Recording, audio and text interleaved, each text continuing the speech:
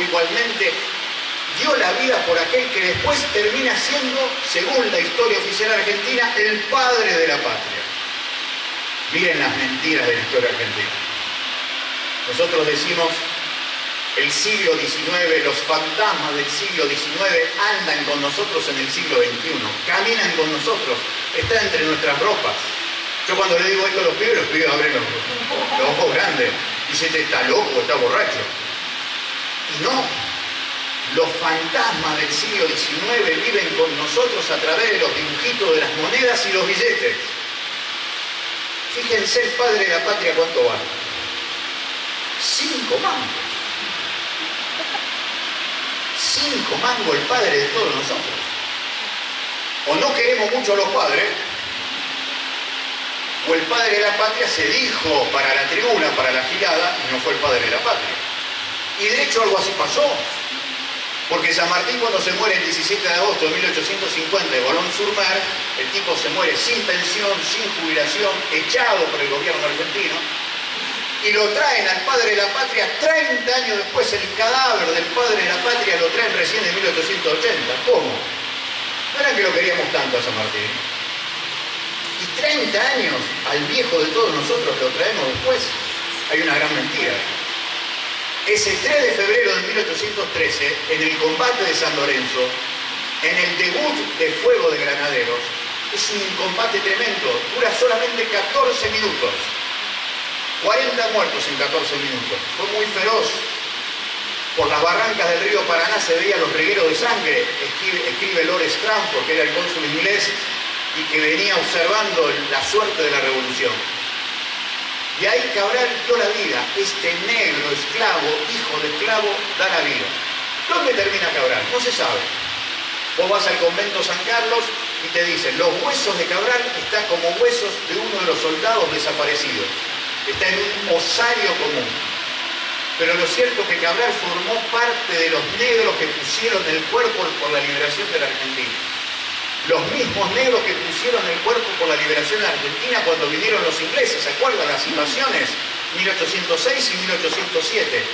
Los ejércitos de morenos y pardos, nuestros negros. Y nuestros negros están presentes hoy en el interior de cada uno de ustedes. Entonces acá yo tendría que decir, como dice un viejo filósofo riojano, hoy venido a menos, síganme que no los voy a defraudar. Yo les voy a mostrar cómo lo africano, ¿se escucha? Cómo lo africano sigue vivo en el interior de cada uno de ustedes. Fíjense, en el interior de cada uno de nosotros hay cientos de años de historia sin saberlo. El tema es cómo están adentro de cada uno de nosotros. Palabras que nosotros pronunciamos y que no sabemos su verdadero origen. Por ejemplo, hay una palabra que se llama cafúa, que se usa mucho en el tango, en el lunfardo. Cafúa para nosotros en el tango y en el lunfardo significa cárcel, la cana. Sin embargo, cafúa es una palabra del dialecto kimbundú africano, del río Angola, que significa casa, hogar. Empiecen a pensar, en nosotros, ese término que existe en el interior de cada uno de nosotros, tiene el sentido totalmente opuesto al original. Vayan preguntándose por qué esas palabras habitan en nosotros con el sentido inverso al original. La palabra catanga, que yo siempre digo, es lo que me gritaban a mí, cuando yo jugaba al fútbol, echen al negro catanga ese que pega. Catanga o catinga se le dice al bicho de mal olor. Entonces, a mí me decían, echen al negro catanga que pega, era yo. Pero catanga también viene del kimbundú y significa perfume. En nosotros, ¿cómo está la palabra? Está como mal olor, como el bicho de mal olor. La palabra mondongo, que siempre digo, ya lo dije 3 veces hoy y cada vez tengo más ganas de comer guiso de mondongo. El mondongo para nosotros es una carne de menor precio, de escaso valor y que supuestamente es fácil de acceder. Por eso los sectores populares comemos guiso de mondongo. Pero sin embargo la palabra mondongo, que viene del kimbundú, es el nombre de una nación africana, de un pueblo africano, una nación mondongo, que se caracterizaba por darle de comer a los hambrientos, con lo cual era una nación solidaria, y ese nombre en Kimbundú, fíjense el sentido que le damos nosotros. Esta es una palabra que a mí me gusta mucho, quilombo. Cuando nosotros decimos en la cancha, si lo tiran a central al bombo va a haber quilombo. No hace falta porque nos tiramos solos al bombo. Pero quilombo para nosotros, ¿qué significa? Desorden, caos, o en ciudades portuarias como Rosario o Buenos Aires, prostíbulo. Sin embargo, quilombo significa en Kimbundú asamblea de personas libres. La primera experiencia libertaria en América se dio entre el año 1660 y 1700, y cuenta Eduardo Galeano en Las Venas Abiertas de América Latina que eso se llamó los quilombos de los Palmares. Con lo cual quilombo no es desorden, no es caos, sino es asamblea de negros libres que por primera vez tienen la libertad y se enfrentan con los patrones. Fíjense cómo viene el sentido de la palabra que está en cada uno de nosotros. La palabra origen del machismo argentino, la palabra mina. Para nosotros, ¿qué es la mina? Para un lenguaje machista de un viernes o un sábado a la noche, la palabra mina significa no sabés la mina que me levanté. Como si fuera la mina que me levanté y la mina que está caída. Es algo que vos levantás del piso. La mina, de tal manera, no es la hermana, no es una amiga, no es la madre, no es la pareja. Es algo momentáneo. Es algo así como un fast food espiritual. Una especie de consumo que después se desecha. Por eso digo, nos levantamos una mina, dice el machismo argentino. La palabra mina es una reducción de la mujer. Es una clara señal de lo que significa la violencia de género a partir de lo cultural. Sin embargo, la palabra mina también viene del Kimbundú. Y no significa mujer desechable. Significa compañera amada. Fíjense la diferencia y la distancia con la vida cotidiana y cómo está el sentido de la palabra dentro de cada uno de nosotros. Viene la palabra gauchesca por excelencia, mandinga. Esto viene del Martín Fierro, viene del Santos Vega, de Vacareza, de Juan Moreira, de Eduardo Gutiérrez. La palabra mandinga para nosotros es la síntesis del mal, el demonio. Sin embargo, mandinga, que también viene del Kimbundú, significa selva. Los negros esclavos vivían reclamando a Mandinga, invocaban a Mandinga, querían estar con Mandinga. ¿Por qué? Porque Mandinga significa selva, la posibilidad de volver a ser libres. Y no hay persona que pueda ser humano si no tiene la libertad. Y por eso reclamaban la posibilidad de reencontrarse con la selva para ser libres y para ser seres humanos. Y ahí está el sentido de esta perversión de las palabras. Porque Mandinga termina siendo lo peor, porque para aquel que es lo peor es para el esclavista, para que el que saca su riqueza a través de la explotación de la persona. Cuando el negro se escapa con Mandinga, es lo peor para el esclavista, es lo peor para el amo, pero es lo mejor para la persona. Ahí nos da un indicio sobre cómo las personas y las palabras empiezan a significar cosas de acuerdo al punto de vista de los sectores dominantes de la sociedad. Los sectores dominantes nos muestran lo que significan las palabras para ellos, para que nosotros miremos la realidad exactamente inversa como es. ¿Para qué? Para que nosotros, los integrantes de las mayorías, seamos siempre comparsas, pidamos permiso para vivir, no asumamos el protagonismo de lo que significa pelear por lo que soñamos y simplemente nos resignemos a vivir con las obras que ellos nos ofrecen.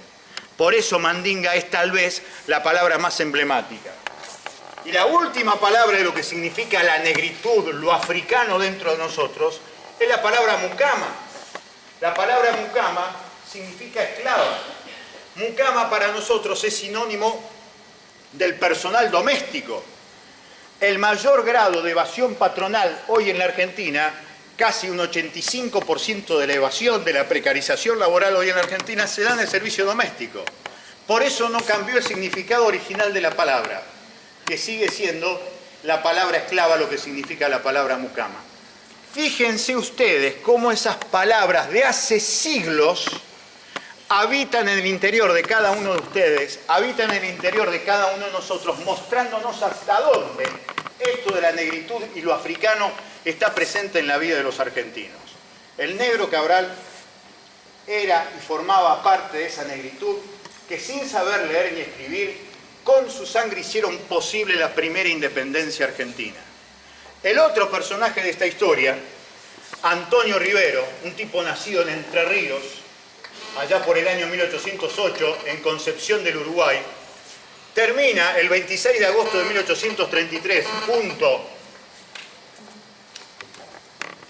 a compañeros trabajadores que estaban en Malvinas explotados por los ingleses que no le pagaban, termina matando al gobernador inglés y desde el 26 de agosto de 1833 al 2 de enero de 1834 toma el dominio de las Malvinas. Es la única vez que durante meses se recupera las Malvinas y se pone la bandera argentina sobre Malvinas. ¿Quién era Rivero? Un gaucho. Un gaucho que, como la mayoría de los que poblaban los ejércitos libertarios de San Martín, de Belgrano, de Artigas y de Güemes, fueron los anónimos, los que no sabían leer y escribir, pero los que hicieron posible las grandes luchas de liberación. Termina Rivero puesto preso por los ingleses, lo conducen los ingleses a Gran Bretaña, lo torturan, pero no lo matan, para no tener problemas con el que era el gobierno en aquel momento de la Argentina, que es el tipo que está en el billete de 20 pesos, Juan Manuel de Rosas. Entonces lo devuelven, pero dicen que se trata de un delincuente común, que es simplemente un asesino. Eso es lo que dicen los ingleses. Un gran historiador argentino que se llama Enrique de Gandía, que en la década del 30 fue el presidente de la Academia Nacional de Historia, que fundó ese señor que está en el billete de 2 pesos, Bartolomé Mitre, que fue el que fundó el diario La Nación, dice de los gauchos y dice de Rivero que Rivero era solamente un asesino y que los gauchos no sirvieron absolutamente para nada en la Argentina. Es decir, el presidente de la Academia Nacional de Historia en la década del 30 del siglo XX dice lo mismo que decían los ingleses de nosotros. Con defensores de la historia argentina sí prefiero los ingleses. Lo que queda claro es cómo nos contaron la historia. Han maltratado a la gente de abajo, a los de a pie, a los peones, que fueron los que formaron los ejércitos libertarios porque forman parte de las mayorías. Como quienes son los que hacen la historia de a pie, estos peones como era el negro Cabrera, el gaucho Rivero, como nosotros, muchachos. Por eso ningunean la historia del negro Cabral y por eso ningunean la historia del gaucho Rivero, para que nosotros no nos sintamos como realmente somos, los que hicieron posible que este país sueñe por primera vez con eso que dice el himno. Vamos a vivir con gloria el día que en el trono de la vida cotidiana esté la noble igualdad. Maravilloso proyecto, maravilloso sueño colectivo inconcluso. Seremos felices el día que sepamos parir una Argentina con igualdad. Terminamos diciendo entonces con esta historia. Detrás de estos hombres se va colando San Martín con Cabral. Se va colando Rosas, que en ningún momento lo va a ayudar a Rivero. El hermano de Mariano Moreno, Manuel Moreno, el que denuncia como a Mariano Moreno lo envenenan y lo tiran al mar. Manuel Moreno era embajador en Inglaterra y le dice: Rosas, por favor, vamos a ayudarlo a Rivero, vamos a hacer y sacar definitivamente a los ingleses de Malvinas. Y Rosas dice que no. Gran misterio profundo sobre la imagen de un tipo muy contradictorio en la historia argentina como Rosas. Y por eso a Rivero se lo llevan preso a Inglaterra y lo torturan. ¿Cómo termina sus días Antonio Rivero? Casi una novela. Termina en el anverso del billete de 20 pesos. ¿Se acuerdan lo que está en el anverso del billete de 20 pesos? Ustedes dan vuelta al billete de Rosas y hay una serie de barcos y dice la vuelta de obligado. 20 de noviembre de 1845. En la zona de Buenos Aires, en la zona de San Pedro, donde el río Paraná dibuja una terraza cósmica maravillosa, allí en San Pedro vinieron los ingleses y los franceses, 20 de noviembre de 1845, para meterse allí con 55 bergantines de guerra. Se meten por allí, los nuestros le ponen 3 cadenas al río para que no pasen. Pasan igual, nos ganan la batalla y allí muere el gaucho Rivero. Miren dónde muere. Muere combatiendo contra los ingleses, a los cuales él los había sacado de Malvinas. Pero acá hay otra curiosidad de la historia. El Día de la Soberanía es el día que recuerda esa derrota de la Argentina frente a los ingleses el 20 de noviembre de 1845. Mi pregunta es, ¿por qué nos hacen recordar el Día de la Soberanía el día de una derrota? La pregunta tiene sentido porque esos barcos siguieron y vuelven. Y cuando vuelven, el mismo Lucio Mansilla, que había sido derrotado allí en la Vuelta de Obligado, le gana la batalla. Y le ganamos la batalla acá en la provincia de Santa Fe, en lo que se conoce como Punta Quebracho, 4 de junio de 1846. Le ganamos y los ingleses nos tienen que pedir perdón. ¿Qué era más importante, recordar la victoria o recordar la derrota? La victoria. Yo estoy convencido que es mucho más importante recordar la victoria. Y nos hacen recordar la derrota como Día de la Soberanía, porque no sea cosa que nosotros, nuevas generaciones de peones de la historia, de los que hacemos de pie la historia, de los que caminamos todos los días por ser felices, no vayamos a pensar que si un día nos decidimos a pelear contra las potencias que dominan el mundo, quizás un día le podemos ganar. Y está prohibido pensar que un día nos podemos enfrentar y ganarle a las potencias imperiales. Por eso no quieren que recuerden, no quieren que recordemos que a esos ingleses que nos ganaron en la Vuelta de Obligado, nosotros le ganamos el 4 de junio de 1846 en Punta Quebracho. Todo esto nosotros contamos alrededor de lo que pasa en Malvinas. La gran pregunta es, ¿qué hacemos nosotros con la parte de la historia que nos toca? ¿Qué hacemos nosotros con el presente que nos toca? ¿Pedimos permiso para ser feliz o tratamos de pelear por construir nuestro sueño y ser felices? ¿Qué hacemos nosotros con la partecita de la historia que nos corresponde? ¿Qué hacemos nosotros si no somos capaces de enamorarnos de la historia, si nos cuentan una historia falsificada, aburrida, que parece no tener sentido con el presente? La gran pregunta se resuelve en cada uno de ustedes. ¿Pedimos permiso para vivir o vivimos de acuerdo a nuestros sueños? Porque no vivir de acuerdo a nuestros sueños es el verbo zafar. ¿Cómo anda? Y acá ando zafando. ¿Qué significa? Empatarle al fin de mes, tener laburo, conseguir un conchavo, tener miedo porque no sea cosa que el jefe te eche. ¿Eso es vivir? Vivir es el derecho a tratar de hacer realidad lo que uno sueña. Si no, todo lo demás se parece muy poco a la vida del ser humano. La historia se resuelve en el presente. Y para que se resuelva en el presente hay que tener en cuenta algo. En 1975, 7 años de la Guerra de Malvinas, la UNESCO decía que la Argentina, los argentinos, manejábamos 8.000 palabras cada uno. 8.000 palabras cada uno. En el año 2005, 30 años después, manejamos 800 palabras cada uno. Bestial saqueo del principal bien cultural y espiritual que te posibilita a vos decir lo que querés y argumentar por qué no querés determinada cosa. Si a vos te roban las palabras propias, empezás a repetir las palabras que otros te imponen. Somos las palabras que decimos, somos a partir de las palabras que decimos lo que pensamos. Si no tenemos muchas palabras para decir y para pensar, nuestra cabeza empieza a pensar, a repetir las palabras que otros te imponen. No es casualidad que la palabra adicto tenga como sentido etimológico sin palabras. El pibe que no define su presente, que no tiene palabras para definir su proyecto del presente, se angustia. Y ahí cae en el negocio del sistema capitalista, que es esta cuestión del narcotráfico. Me agarro de la droga porque no tengo manera ni siquiera de decir lo que quiero, ni siquiera de decir lo que pienso. Adicto es sin palabras.